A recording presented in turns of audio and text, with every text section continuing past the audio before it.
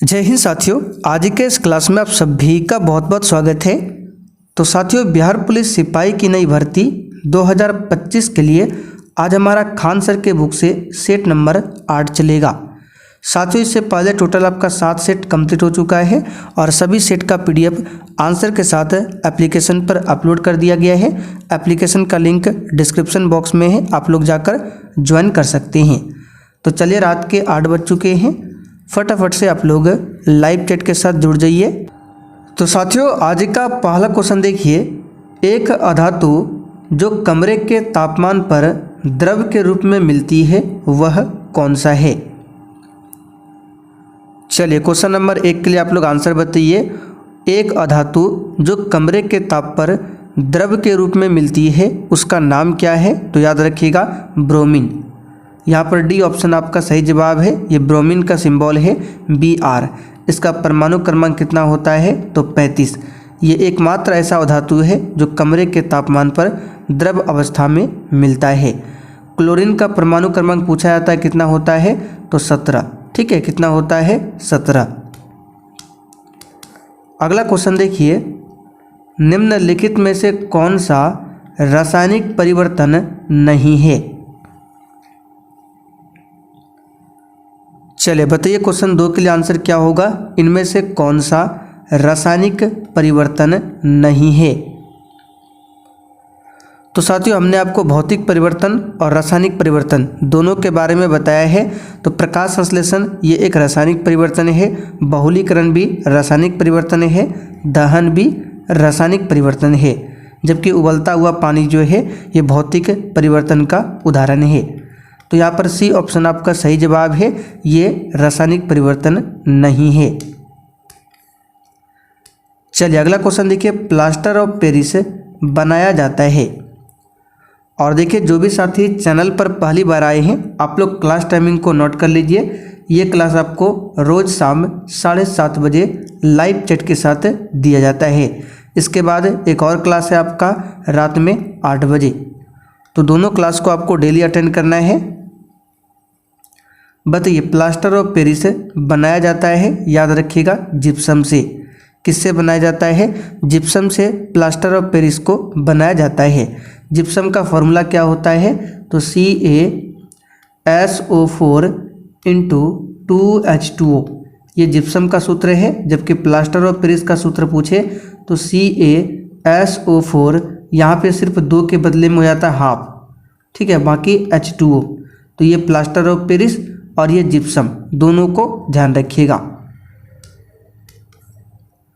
अगला क्वेश्चन देखिए, जल के अणुओं की गति जब चयनात्मक पारगम्य झिल्ली द्वारा हो तो उसे क्या कहते हैं।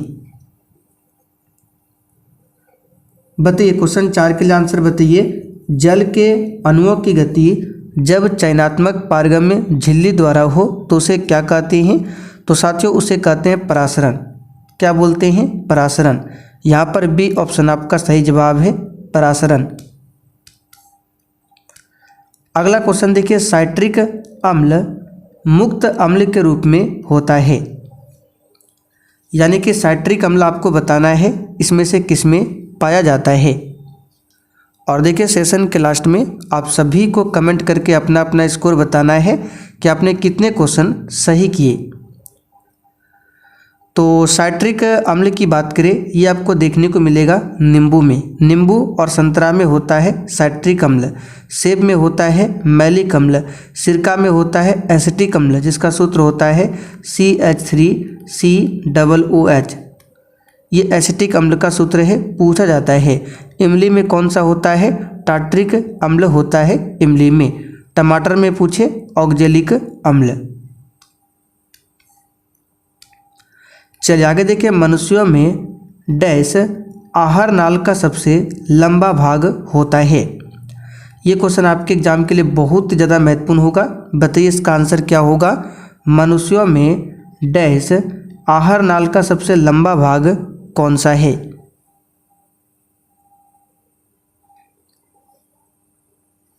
चलिए, इस क्वेश्चन का आंसर हो जाएगा ऑप्शन कौन सा, तो ये हो जाएगा क्षुद्रांत। ठीक है, पाचन तंत्र के आहार नाल का सबसे बड़ा भाग होता है क्षुद्रांत। ठीक है, क्या होता है? क्षुद्रांत, इसकी औसत लंबाई 6 से लेकर 7 मीटर तक होती है। चलिए आगे बढ़ते हैं। Question number 7।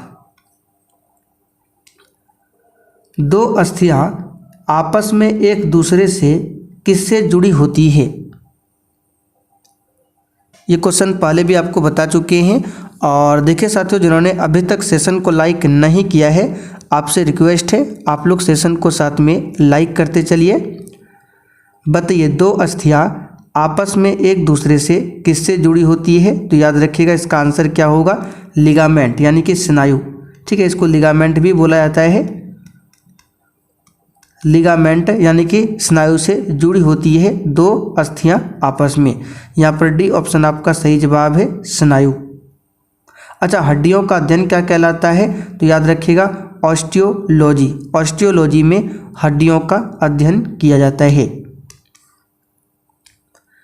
खोजी गई प्रथम जीवाणुरोधक कौन सी थी? बताइए इस क्वेश्चन का आंसर क्या होगा फटाफट से।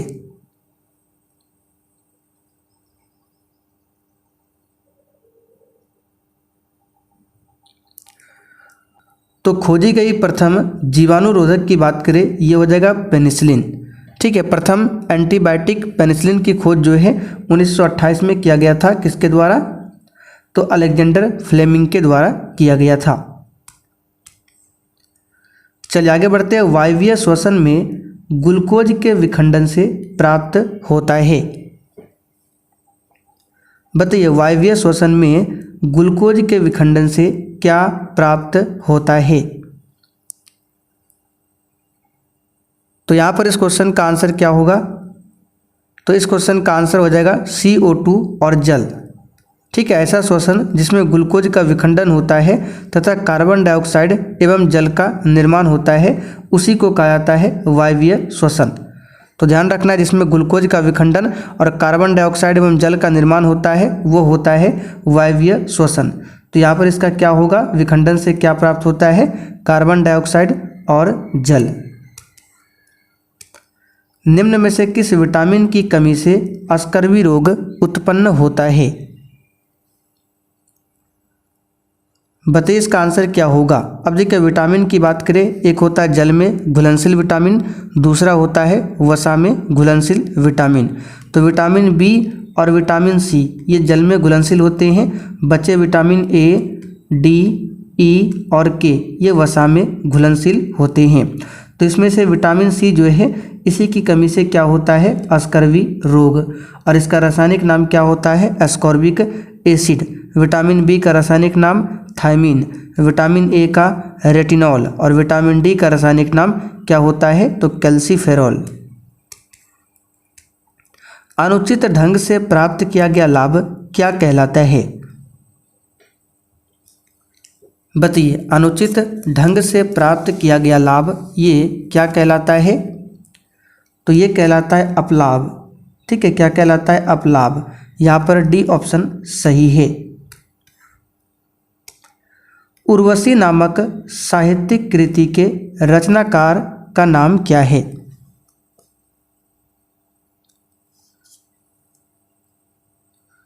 तो यहाँ पर इसका आंसर क्या हो जाएगा? रामधारी सिंह दिनकर की रचना है उर्वशी। सी ऑप्शन यहाँ पर आपका सही जवाब है, रामधारी सिंह दिनकर। मधुशाला नामक साहित्यिक कृति के रचनाकार का नाम क्या है?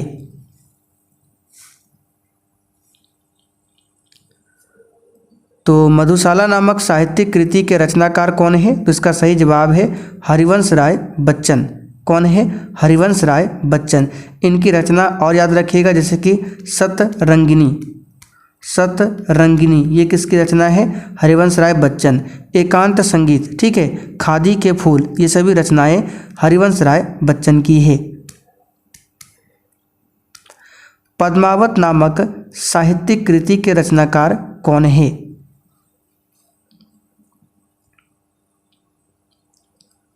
इसका सही जवाब है मलिक मोहम्मद जायसी। ये क्वेश्चन पहले भी बता चुके हैं, मलिक मोहम्मद जायसी। इनकी और रचनाएं क्या क्या है? तो चित्रलेखा। चित्रलेखा ये किसकी रचना है? तो मलिक मोहम्मद जायसी। आखिरी कलाम, ये भी मलिक मोहम्मद जैसी की रचना है। मराठी और नेपाली भाषा किस लिपि में लिखी जाती है?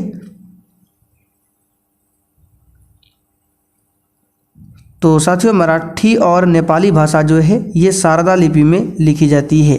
किस लिपि में? शारदा लिपि में। यहाँ पर बी ऑप्शन आपका सही जवाब है। और हमारा हिंदी जो है ये किस लिपि में लिखा जाता है? तो देवनागरी लिपि में। सूरसागर नामक साहित्यिक कृति के रचनाकार कौन है? चलिए, बहुत ही शानदार शानदार क्वेश्चन है, बिल्कुल आपके सिलेबस पर आधारित है। बताइए, सूरसागर नामक साहित्यिक कृति के रचनाकार कौन है? तो सूरदास। कौन है? सूरदास। बी ऑप्शन आपका सही जवाब है।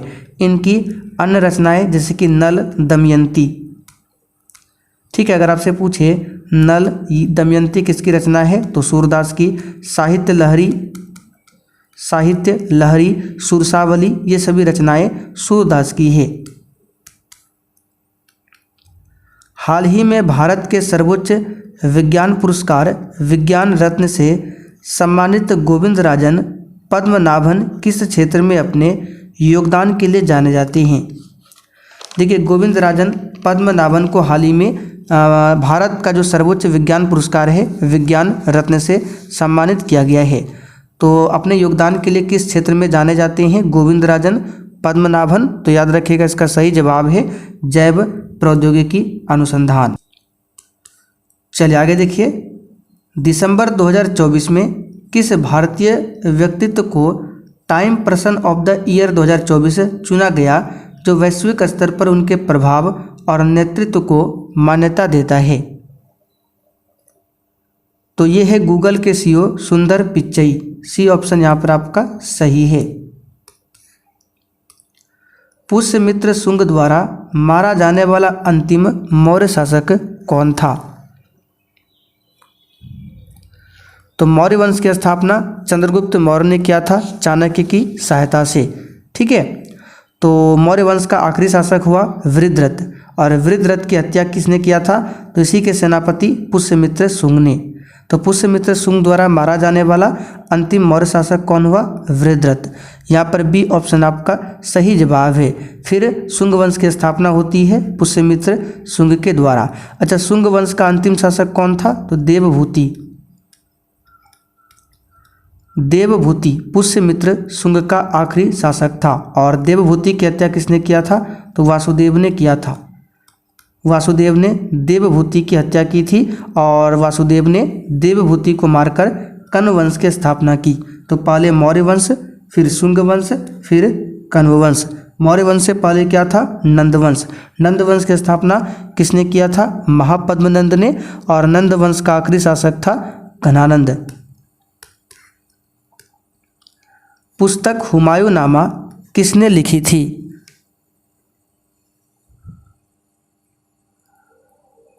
तो पुस्तक हुमायूं नामा के लेखक कौन है? गुलबदन बेगम। गुलबदन बेगम बाबर की पुत्री और हुमायूं की बहन थी।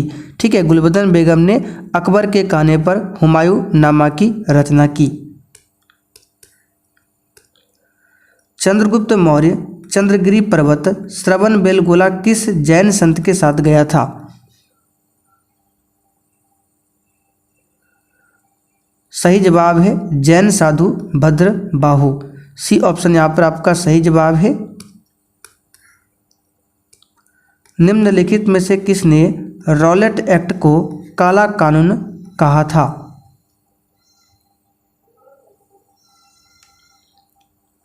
तो महात्मा गांधी ने रॉलेट एक्ट को काला कानून कहा था। बी ऑप्शन आपका सही जवाब है। ब्रिटिश सरकार द्वारा रॉलेट एक्ट भारत में 1919 में लागू किया गया, जिसमें प्रावधान क्या था? तो जिसमें प्रावधान था कि किसी भी भारतीय को संदेह के आधार पर गिरफ्तार किया जा सकता था। ठीक है, और इसी की कानून के विरोध में पंजाब में एक जगह है अमृतसर, वहाँ पर जालियांवाला बाग स्थान है, उसमें सभा हुई जिस पर जनरल डायर ने गोलियां चलवा दी थी। ठीक है, और जिसे नाम दिया गया जालियांवाला हत्याकांड, जो कि 13 अप्रैल 1919 को हुआ था। तो इसका सही जवाब है महात्मा गांधी। आर्य समाज के संस्थापक कौन थे? तो कल भी हमने आपको बताया था स्वामी दयानंद सरस्वती 1875 में बम्बई में इन्होंने आर्य समाज की स्थापना किया था, जो एक हिंदू सुधार आंदोलन था।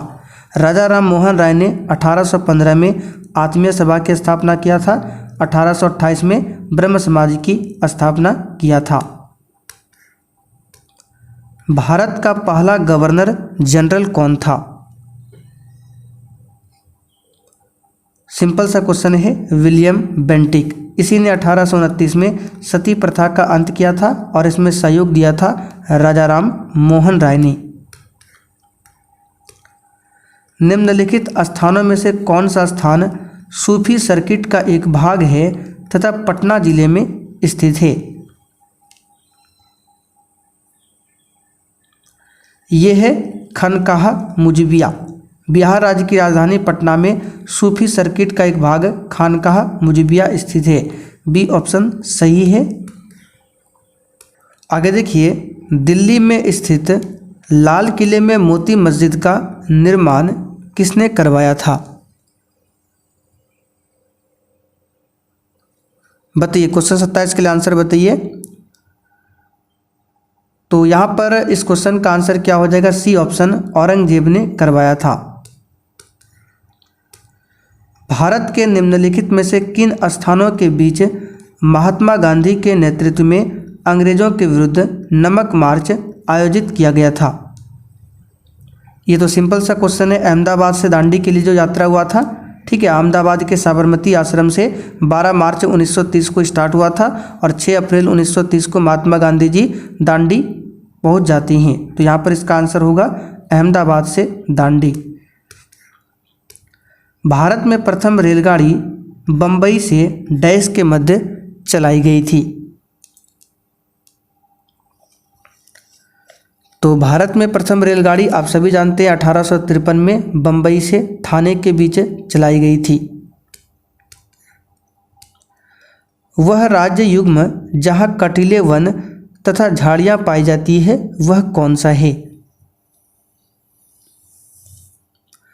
तो कटीले वन तथा झाड़ियां इसके लिए फेमस है सबसे पहले राजस्थान और इसके बाद गुजरात। ठीक है, तो बी ऑप्शन आपका सही जवाब है, गुजरात राजस्थान।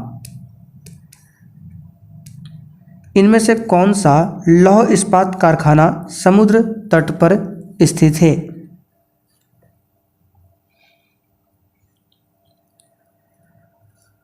तो यह है विशाखापत्तनम। भारत का प्रथम तटवर्ती इस्पात कारखाना है विशाखापत्तनम, जो कि आंध्र प्रदेश में स्थित है। यहाँ पर सी ऑप्शन आपका सही जवाब है। भारत का सबसे प्राचीन एवं बड़ा उद्योग सूती वस्त्र उद्योग है। अगर आपसे पूछे कि भारत का सबसे प्राचीन एवं बड़ा उद्योग कौन सा है, तो सूती वस्त्र उद्योग है। अच्छा, पहली सूती वस्त्र मिल की स्थापना कब किया गया था? 1818 में, लेकिन यह असफल रहा। फिर बाद में आधुनिक सूती कपड़ा मिल की स्थापना 1854 में किया गया था। भारत में सहकारी दूध उत्पादन का आंदोलन कहाँ से शुरू हुआ था?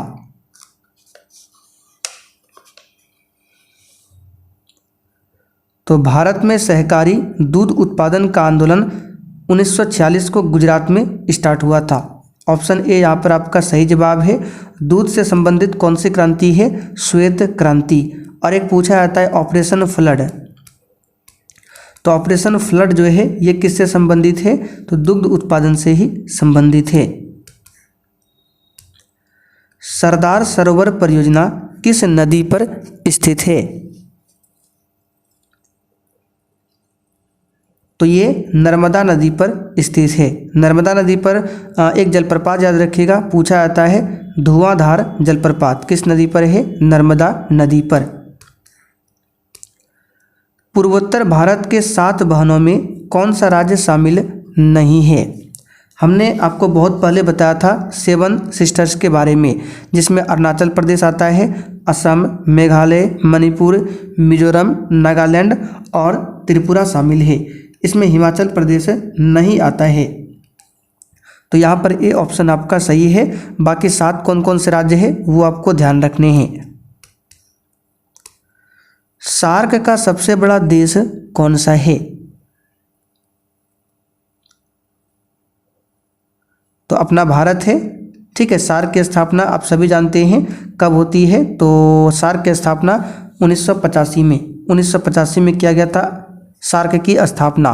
और सार्क में 8 देश शामिल है: अफगानिस्तान, बांग्लादेश, भूटान, भारत, नेपाल, मालदीव, श्रीलंका और पाकिस्तान। ठीक है, और भारत जो है इस संघ का सबसे बड़ा देश है, तो यहाँ पर इसका आंसर क्या होगा? भारत। इसका हेडक्वार्टर कहाँ पर है? मुख्यालय नेपाल की राजधानी काठमांडू में। भारतीय संविधान में 22 भाषाओं को आधिकारिक भाषा का दर्जा दिया गया, जिनमें यह भाषा शामिल नहीं है। तो मैथिली, मणिपुरी, बोडो, संथाली ये सभी तो है, जबकि भोजपुरी नहीं है। ठीक है, संविधान की जो 8वीं अनुसूची है इसी में 22 भाषाओं का उल्लेख है। निम्नलिखित में से कौन भारत के प्रधानमंत्री की नियुक्ति करता है? बताइए, इसमें से कौन भारत के प्रधानमंत्री की नियुक्ति करता है? देखिए, प्रधानमंत्री का चुनाव कभी भी नहीं होता है। चुनाव किसका होता है? तो लोकसभा के सदस्य का चुनाव होता है, और बहुमत दल का जो नेता होता है लोकसभा में उसी को राष्ट्रपति प्रधानमंत्री पद के लिए नियुक्त करते हैं। तो कौन करता है? भारत का राष्ट्रपति। भारत के संविधान की अनुसूचियों की कुल संख्या कितनी है? तो सिंपल सा क्वेश्चन है 12। पहले कितना था? 8। जीएसटी के लिए संविधान संशोधन के परिणाम स्वरूप संविधान में निम्नलिखित में से कौन सा अनुच्छेद डाला गया है? तो जीएसटी के लिए जो संशोधन हुआ था, कल भी हमने आपको बताया था कौन सा, तो 101वां संशोधन हुआ था जीएसटी के लिए। और जीएसटी भारत में कब लागू हुआ था? 1 जुलाई 2017। और इसके लिए जो आर्टिकल है वो है अनुच्छेद 246 का ए। ठीक है, जीएसटी किस प्रकार का टैक्स है? तो ये एक इनडायरेक्ट टैक्स है। जीएसटी का full form goods and service tax. चलिए अब लास्ट में आपसे क्वेश्चन पूछते हैं, जीएसटी लागू करने वाला विश्व का पहला देश कौन सा है? आप लोग कमेंट करके बताइए। तो साथियों, आज का सेट यहीं पर कंप्लीट होता है। अब आप लोग कमेंट करके बताइए अपने 40 प्रश्न में से कितने क्वेश्चन के सही आंसर किए हैं।